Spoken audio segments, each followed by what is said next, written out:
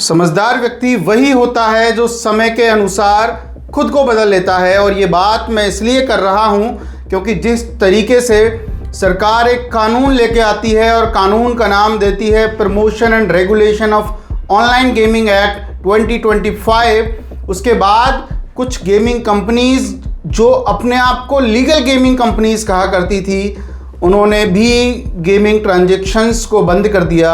अब सोचने की बात यह है, जो गेमिंग कंपनीज ये दावा किया करती थी कि साहब हम तो लीगल हैं, लीगल तरीके से गेम ऑफ स्किल करवा रहे हैं, गेम ऑफ चांस नहीं करवा रहे हैं, तो जब लीगल थे ही तो बंद क्यों किए आपने ये सिस्टम? यानी लोगों को आप बेवकूफ़ बना रहे थे। बड़े बड़े क्रिकेटर्स को लाके, बड़े बड़े फिल्म स्टार्स को लाके एडवर्टाइज करवा रहे थे, इतना करोड़ों रुपए जीत लीजिए, गाड़ी ले जाइए, ये ले जाइए, वो ले जाइए। जब भाई साहब आप लीगल ही थे, बदल क्यों लिया खुद ने? लेकिन फिर भी मैं आप लोगों की दाद देता हूं क्योंकि आपने समझदारी दिखाई। क्योंकि जिस तरीके से गेमिंग एप्लीकेशंस के फाउंडर्स अरेस्ट हो रहे हैं, चाहे हम बिंजो की बात करें, चाहे रमी सर्किल या कोई और गेमिंग एप्लीकेशन की, तो जिस तरीके से ये लोग अरेस्ट हो रहे हैं, जिस तरीके से ईडी कार्रवाइयाँ कर रही हैं, और ईडी की कार्रवाइयों में आप शॉक हो जाएंगे जानकर उन लोगों के नाम जिन पर ईडी ने कार्रवाई की। सुरेश रैना का नाम इसमें है, शिखर धवन का नाम इसमें है, उर्वशी राउतेला का नाम इसमें है, राणा दग्गुबती का नाम इसमें है। इस तरीके के बड़े बड़े लोग जिनका नाम है उस एनफोर्समेंट डायरेक्टरेट की कार्रवाई में, और सिर्फ कारण कि आपने गेमिंग एप्लीकेशंस का प्रमोशन किया। जो तरीके का ये criminal money, proceed of crime, money laundering का जो पैसा आपके पास आया, दो क्रिकेटर्स जो कि शिखर धवन और सुरेश रैना जी हैं, उनकी तो 11 करोड़ रुपए की संपत्ति अटैच कर ली गई ईडी ने। इस वीडियो में हम बात करेंगे, जो प्रीवियस वीडियो पे हमारे पास एक कमेंट आया आनंद चौहान साहब का, उन्होंने एक बड़ा ही शानदार कमेंट किया कि 20 करोड़ लोग लगभग गेम खेलते हैं, 20 करोड़ लोग पैसा हार चुके हैं या पैसा जीत चुके हैं या गेम खेल रहे हैं, गेम का पार्ट हैं। उसके बाद अगर विनिंग अमाउंट इलीगल है तो जो लोग पैसा हारे हैं उनका क्या होगा? इसका बड़े शानदार तरीके से हमें जवाब देने का मन है, क्योंकि ये कन्फ्यूज़न सिर्फ उनका नहीं है, आप बहुत सारे लोगों का है। तो नमस्कार, मैं एडवोकेट आदर्श सिंगल, राजस्थान हाईकोर्ट जयपुर। हम बात कर रहे हैं विनिंग अमाउंट और प्राइजिंग मनी को लेके या प्राइजिंग अमाउंट को लेके। प्रीवियस वीडियो में हमने बहुत अच्छे से इस चीज़ को डिस्कस किया, what is pricing money and what is winning money. लेकिन फिर भी 1 मिनट में इस चीज़ को दोबारा डिस्कस कर देते हैं। प्रमोशन एंड रेगुलेशन एक्ट का सेक्शन 2 बनाया गया सरकार द्वारा। सरकार ने एक का डेफिनेशंस कुछ आएंगी, गेम बनाया, एक गेम का नाम रख दिया कि ये साहब गेम होगा। गेम के 3 पार्ट होंगे, first part social and educational game, second part online real money game, और तीसरा पार्ट है ई स्पोर्ट की category. Social and educational game के लिए कह दिया कि ये कोई भी मनी का ट्रांजेक्शन इसमें नहीं होगा, किसी भी तरीके के मनी ट्रांजेक्शन नहीं होंगे। ये कुछ गेम्स होंगे जिस पर कोई पर्सन जाएगा, खेलेगा, और 2020 से पहले इसी तरीके के गेमिंग एप्लीकेशंस चला करते थे जहां मनी ट्रांजेक्शंस नहीं हुआ करते थे। लेकिन बात आई रियल मनी गेम की और ई स्पोर्ट की कैटेगरी की, दोनों में ही मनी ट्रांजेक्शन है। तो आपने रियल मनी गेम को तो बैन कर दिया, अब ई स्पोर्ट में ऐसा क्या है जिसमें मनी ट्रांजेक्शन भी हैं लेकिन बंद नहीं किया? तो सरकार ने इस चीज़ को डिफाइन किया कि अथॉरिटी से जो गेमिंग एप्लीकेशन रजिस्टर्ड होगा उसको हम ई स्पोर्ट की कैटेगरी में डालेंगे और डिफाइन करेंगे कि ये गेमिंग एप्लीकेशन ई स्पोर्ट की कैटेगरी में आता है। और ई स्पोर्ट की कैटेगरी में वो गेमिंग एप्लीकेशन आएंगे जो पार्टिसिपेशन फीस लेंगे।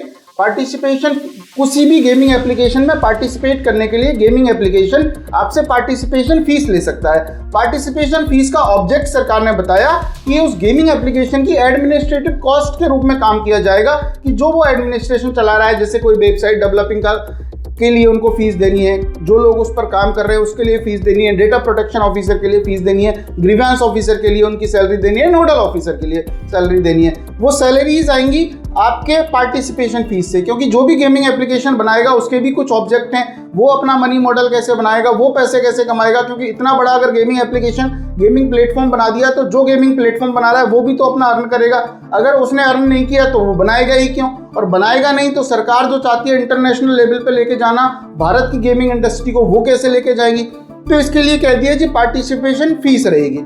पार्टिसिपेशन फीस के साथ साथ रहेगा प्राइजिंग मनी, प्राइजिंग अमाउंट, कि अगर आप पार्टिसिपेशन फीस आपने पे की, पार्टिसिपेट किया किसी भी गेमिंग एप्लीकेशन में, तो आपको प्राइजिंग अमाउंट भी मिल सकता है। प्राइजिंग अमाउंट वो गेमिंग एप्लीकेशन दे सकता है, वो रैंक बनाएगा और इस तरीके से काम करेगा।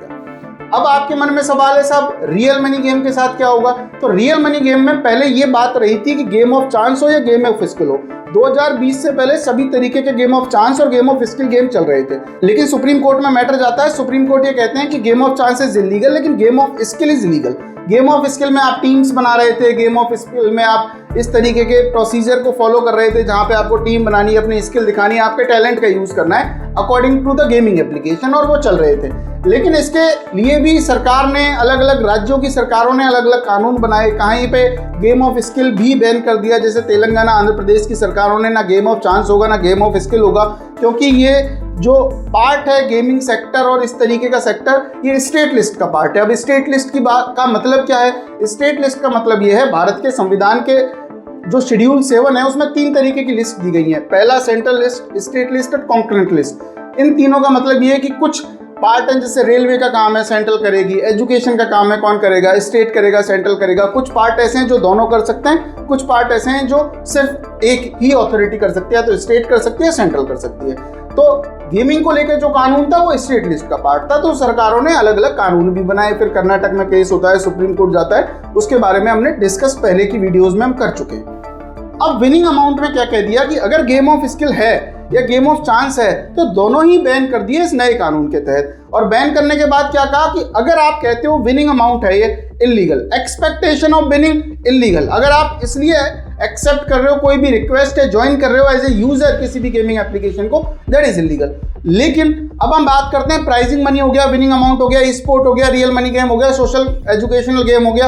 अब बात आई उस कमेंट की कि साहब जो लोग के हारे हैं पैसा उनका क्या होगा, उनकी परिस्थिति क्या है, उनके लिए क्या करेगी? तो इसके लिए आपको जाना पड़ेगा सेक्शन 8 पर, promotion and regulation of online gaming act के सेक्शन 8 पर, जिसमें हमने पहले से भी आपको डिस्कस कर रखा है। दोबारा से बड़े तरीके से हम चाहते हैं कि आप इस चीज़ को समझें, क्योंकि जो लोग भी गेम खेल रहे हैं अगर उनको कानून ही नहीं पता तो उनको बड़ी दिक्कतें हो सकती हैं, आप पर मुकदमे चलाए जा सकते हैं, जेल भी हो सकती है अगर आप बेसिक चीज़ों को नहीं समझ पाते हैं तो। और हमारा भी उद्देश्य ये है कि कम से कम जो चीज़ का, जिस सिस्टम का आप पार्ट हैं, उससे रिलेटेड आप कानून को तो समझें। जैसे सबको पता है मर्डर करना अपराध है, धारा 302 पहले लगा करती थी, अब 103 लगती है। रेप करना अपराध है, चोरी करना अपराध है, गुंडागर्दी करना अपराध है, किसी की मानहानि करना अपराध है। इसी तरीके से गेमिंग करना अपराध है या नहीं, इस चीज़ को भी आपको समझ लेना चाहिए। अब इस चीज़ को समझने के लिए हम चलते हैं सेक्शन 8 में। सेक्शन 8 में कह दिया कि प्रमोशन रेगुलेशन एक्ट जो आएगा उसके लिए हम एक अथॉरिटी बनाएंगे, एक कमेटी बनाएंगे। कमेटी का काम होगा किसी भी गेमिंग एप्लीकेशन को वेरीफाई करना, ये डिफाइन करना कि ये भारत में चलना चाहिए या नहीं चलना चाहिए, ये इलीगल है या लीगल। कमेटी विल डिसाइड कि कौन सा गेमिंग एप्लीकेशन लीगल है और कौन सा गेमिंग एप्लीकेशन इलीगल है। अब कमेटी कैसे डिसाइड करेगी साहब? कमेटी ये देखेगी कि कौन सा gaming application social and educational game की कैटेगरी में आ रहा है, उसमें कोई दिक्कत ही नहीं है, आप मनी ट्रांजैक्शन कर ही नहीं रहे। लेकिन उस कमेटी के लिए सबसे टफ काम रहेगा किसी गेमिंग एप्लीकेशन को ई स्पोर्ट की कैटेगरी में डाला जाए या रियल मनी गेमिंग की कैटेगरी में डाला जाए। रियल मनी गेमिंग लीगल है या इलीगल? सरकार के अनुसार इलीगल है, लेकिन honourable supreme court of India में इसका केस चल रहा है। दे विल डिसाइड कि ये चलना चाहिए नहीं चलना चाहिए। लेकिन इसके बाद भी अगर हम ई स्पोर्ट की कैटेगरी पे बात करें तो स्पोर्ट की कैटेगरी में प्राइजिंग मनी को लेकर ये चला सकते हैं। अब बात आई कि सेक्शन 8 के सब क्लॉज 5 में गजब की चीज़ लिखी हुई है। उसमें ये लिखा हुआ है कि कोई भी गेमिंग एप्लीकेशन को जब हम ऑथोराइज कर देंगे, ये चलेगा, तो उसके रिगार्डिंग अगर किसी को कोई प्रॉब्लम हुई, उसके रिगार्डिंग किसी को कोई परेशानी होती है, किसी यूज़र को, मान के चलिए ई स्पोर्ट की कैटेगरी में आपने किसी गेमिंग एप्लीकेशन को रजिस्टर कर दिया, रजिस्टर करने के बाद आपने पार्टिसिपेशन फीस मान के चलिए 100 रुपये सबमिट कर दी। 100 रुपये सबमिट करने के बाद आपको बताया गया कि आपने प्राइस जीता है 1 लाख रुपए का। 1 लाख रुपए का प्राइस अगर कोई भी गेमिंग एप्लीकेशन नहीं दे रहा है, then you can file a case to the particular committee और the authority under section 8 of the promotion and regulation of the online gaming act. अब इसमें यह कह दिया कि जो गेमिंग एप्लीकेशन के लिए जो हम एक्ट लेके आए हैं इस ऑनलाइन गेमिंग की दुनिया का, उस एक्ट में हमने विक्टिम के इंटरेस्ट में ये काम किया है कि जो लोग यूजर होंगे उनके इंटरेस्ट में हम काम करेंगे। इस चीज को सिर्फ ऐसे समझिए। अगर हम उस सवाल पे आए, उस कमेंट पे आए जिसमें ये कहा गया कि कोई भी व्यक्ति ने गेम खेला, हारा है, कोई भी गेमिंग एप्लीकेशन विड्रॉल नहीं दे रहा है, कुछ भी प्रॉब्लम क्रिएट कर रहा है, then you can go to the cyber cell also, आप साइबर क्राइम का एक केस भी कर सकते हैं। सब इस तरीके से हमारे से वादा किया, और मोस्टली साइबर क्राइम जो डिपार्टमेंट्स हैं वो इस तरीके की FIRs में जो विक्टिम होता है, जिसके साथ लॉस होता है, इन्वेस्टिगेट करते हैं और उन लोगों को पकड़ते हैं जो गेमिंग करवा रहे थे, जिन बैंक अकाउंट्स में पैसा गया, जिन बैंक अकाउंट्स की MIDs ब्लॉक हुई, मर्चेंट IDs ब्लॉक हुई। और जो लोग इस मर्चेंट ID के कॉन्सेप्ट को समझना चाहते हैं, क्योंकि ये भी बहुत इंपॉर्टेंट है, क्योंकि जिस तरीके से सिंडिकेट पूरा चलता है, मर्चेंट IDs ये बनाते हैं, पेमेंट गेटवेज लेते हैं, पेमेंट गेटवेज के बाद क्या करते हैं वो आप कमेंट सेक्शन में बताएं। तो हम मर्चेंट ID के बारे में भी बात करना चाहते हैं आपसे। अब मर्चेंट ID, आपने किसी भी FIR कराई, आपके साथ 10 लाख रुपए का गेमिंग के नाम पे फ्रॉड हुआ, आप जाते हैं FIR कराते हैं, सब हमारे साथ गेमिंग के नाम पे इस तरीके से फ्रॉड कर लिया गया, हमें बेवकूफ़ बनाया गया, बेवकूफ़ बना के गेमिंग में पैसे लगवाए गए और पैसे लगवाने के बाद फ्रॉड कर लिया, आपने कंप्लेंट डाली, सारे बैंक अकाउंट्स को फ्रीज किया जाता है, इन्वेस्टिगेट किया जाता है, पूछा जाता है कि उस पर्सन से कि आपके अकाउंट में आप क्या करते हो। जब कोई चीज़ इलीगल है तो आप अपने बैंक अकाउंट्स को दे सकते हो, उसके लिए 1 करोड़ रुपए तक का जुर्माना है, 3 साल की सजा है। फिल्म स्टार्स के लिए भी इसी तरीके के प्रोविजंस हैं, उनके लिए 50 लाख 2 साल के लिए कर दी। फिल्म स्टार्स वो लोग जो गेमिंग एप्लीकेशंस का प्रमोशन करते हैं, उसके साथ साथ जो गेमिंग एप्लीकेशन का पार्ट है, जो बना रहा है, डेवलप कर रहा है या गेम खिला रहा है, उसके लिए 1 करोड़ का जुर्माना, 3 साल की सजा। जो भी मनी ट्रांजेक्शन्स को रोटेट कर रहा है, मान के चलिए कोई गेमिंग एप्लीकेशन है, गेमिंग एप्लीकेशन को पेटीएम कहता है जी हमारे वैलेट को यूज़ कर लीजिए, तो पेटीएम के ऊपर सजाओं का प्रावधान है। इस तरीके से ये सजाओं के प्रावधान इन लोगों पर डिसाइड कर दिए गए, और ये authority will check, cyber cell के पास आप जाके कर सकते हो। एक सेक्शन ये भी बना दिया कि इंस्पेक्टर से नीचे का ऑफिसर इसके लिए जांच नहीं करेगा। अब बात आई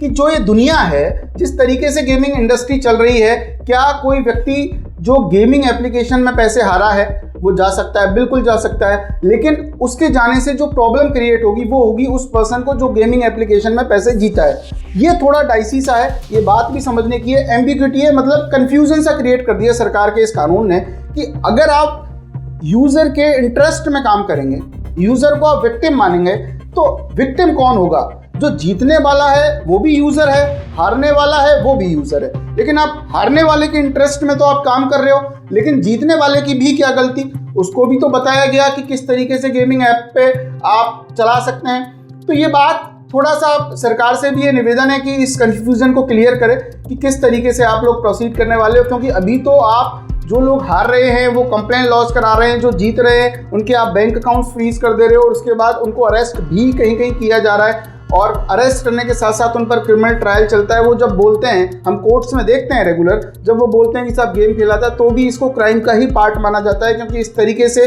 प्रोसीड किया जाता है, इस तरीके से डिफाइन किया जाता है कि ये लोग फर्जी गेमिंग एप्लीकेशंस खेलते थे।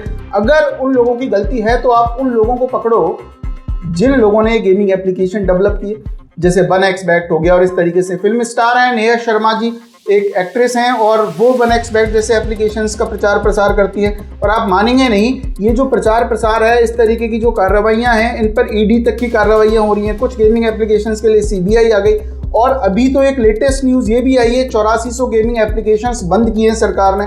अब इस गेमिंग एप्लीकेशन के लिए आप किस तरीके से कार्रवाई करेंगे? तो हमें ये बात समझने की है, जब ये IPL शुरू हो रहा है, IPL की दुनिया है, तो IPL में हमें किस तरीके से प्रोसीड करना है, चीज़ों को किस तरीके से नहीं करना है। कुछ गेमिंग एप्लीकेशन जो प्राइजिंग मनी के रूप में काम कर रहे हैं, उनके साथ खेलना है या नहीं खेलना है, क्योंकि फिल्म स्टार्स और जो लोग, जिन लोगों के एडवर्टाइजमेंट में आप आते थे कि साहब ये आदमी प्रचार प्रसार कर रहा है तो कोई दिक्कत नहीं है, वो सब लोग इससे आउट हो गए हैं। वो सब लोग इन्होंने प्रचार करना बंद कर दिया, क्योंकि उनको पता है एक दिन हम भी लपेटे में आ सकते हैं। ऐसे पैसे का क्या करेंगे जो पैसा जेल की तरफ ले जाए, और ये वो लोग हैं जो बड़े बड़े फिल्म स्टार्स हैं।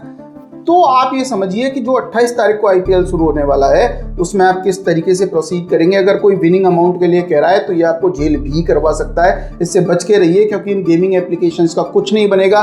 ये तो जेल जाते रहते हैं, आते रहते हैं, बेशर्माई के लोग हैं ये लोग, और इनके जो बेल है, जेल है, ये इनका रेगुलर पार्ट है। लेकिन आप सोचिए कि आप क्या इस इंसल्ट को, इस तरीके की मैकेनिज्म को पार्ट होना चाहते हैं? इस तरीके की अगर आपके पास कोई प्रोसीडिंग आपके अगेंस्ट में होती है तो इस तरीके का पार्ट बनना चाहते हैं, तो मेरी रिक्वेस्ट ये रहेगी, जो लोग इस गेमिंग एप्लीकेशंस में पार्टिसिपेट करना चाहते हैं तो बड़े सोच समझ के करें, और मैं तो कहता हूँ ना ही करें तो ज़्यादा बेटर है। लेकिन अगर करना चाहते हैं तो बड़े सोच समझ के करें। इस प्राइजिंग मनी, विनिंग मनी के कॉन्सेप्ट को समझें, और प्राइजिंग मनी, विनिंग मनी के कॉन्सेप्ट को प्रीवियस वीडियोज़ में भी हमने डिस्कस किया है, क्योंकि अगर आपको कानून नहीं पता तो आपको कोई भी क्रिमिनल प्रोसीडिंग आपके अगेंस्ट में कर सकता है। आप अगर चाहते हैं, अगर आप कमेंट करके हमें बताएंगे तो इस गेमिंग एक्ट के रिगार्डिंग एक एक सेक्शन मैं चाहता हूँ पूरे तरीके से आपको 18-19 सेक्शन का ये पूरा कानून है, मैं चाहता हूँ 18-19 सेक्शन बड़े तरीके से आपको समझाए जाएं, क्योंकि अगर ये 18-19 सेक्शन का कानून अगर आप समझ जाते हैं तो आपको ये माइंड में थॉट क्लियर हो जाएगा कौन सा गेमिंग एप्लीकेशन खेलना है, कौन सा नहीं खेलना है। मैं यहाँ पे कोई प्रमोटर नहीं हूँ किसी गेमिंग एप्लीकेशन का, ना कोई क्रिटिक्स हूँ गेमिंग एप्लीकेशन का।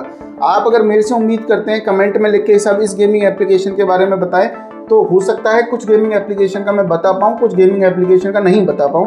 कारण क्योंकि सिर्फ यही काम नहीं है, हम चाहते हैं कि आप खुद उस चीज़ को समझें और ये दिखाएं और ये समझें और ये आसपास के लोगों को भी समझाएं कि कौन सा गेमिंग एप्लीकेशन लीगल होगा। मैं चाहता हूँ ये अंडरस्टैंडिंग आप खुद डेवलप करें, और अगर कोई भी अगर बात कर रहा है तो आप फैक्ट्स के साथ बात करें, लॉ के साथ बात करें, क्योंकि कानून में जो लिख दिया वो सबको मानना पड़ता है। Thank you so much. हमें उम्मीद है आप इस वीडियो पर भी उतना ही प्यार देंगे जितना प्रीवियस वीडियो पे दिया। कमेंट करके आप हमें बताइए कोई भी गेमिंग से रिलेटेड कोई भी अगर आपको न्यूज़ और भी ज़्यादा आर्टिकल्स पढ़ने हैं तो advocateadarsh.com पर हमने डाल रखे हैं, उन पे जाके आप पढ़ सकते हैं। Thank you so much. जय हिंद, जय भारत।